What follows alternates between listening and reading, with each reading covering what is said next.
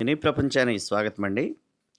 రాష్ట్రంలో కొత్త పెన్షన్లపై ప్రభుత్వం కొత్త అప్డేట్ తీసుకొచ్చింది. సుమారు 15,00,000 కొత్త పెన్షన్లు మంజూరు చేయాలని ప్రభుత్వం ప్రాథమికంగా నిర్ణయించినట్లు తెలుస్తుంది.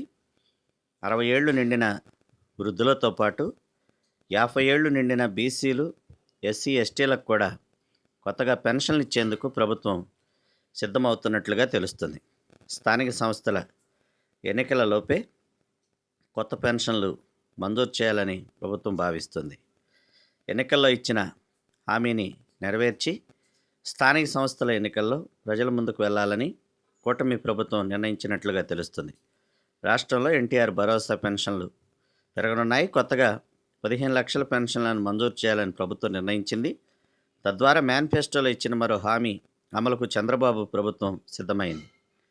60 ఏళ్లు నిండిన వారికి వృద్ధాప్య పెన్షన్లు మంజూరు చేయడంతో పాటు బీసీ, ఎస్సీ, ఎస్టీలకు 50 ఏళ్లకు పెన్షన్ ఇస్తామని గత ఎన్నికల్లో కూటమి నేతలు హామీ ఇచ్చారు.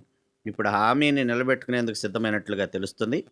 కొత్తగా సుమారు 15,00,000 దాకా అర్హులు ఉండొచ్చని ఒక అంచనాకి ప్రభుత్వం వచ్చింది.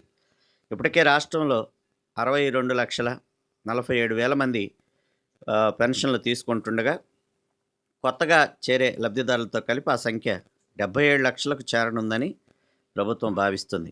కూటమి ప్రభుత్వంలో ప్రతి నెల 2,720 కోట్ల రూపాయలు పెన్షన్ల కోసం కేటాయిస్తున్నారు. ప్రతి నెల ఇకపై అదనంగా మరొక 700 కోట్ల రూపాయలు వ్యయమవుతుందని ప్రభుత్వం అంచనా వేయటం జరిగింది. దీనివలన ఏటా అదనంగా 8,400 కోట్ల రూపాయల అదనపు భారం రాష్ట్ర ఖజానాపై పడనున్నట్లుగా ప్రభుత్వం భావిస్తుంది. ఏటా ఎన్టీఆర్ భరోసా కోసం రాష్ట్ర ప్రభుత్వం 41,000 కోట్ల రూపాయల నిధులు వెచ్చిస్తుంది. వృద్ధులు, దివ్యాంగులు, వితంతువులు తదితరులకు ఇంత భారీ స్థాయిలో బడ్జెట్ కేటాయించడం దేశంలోనే రికార్డుగా పేర్కొంటున్నారు.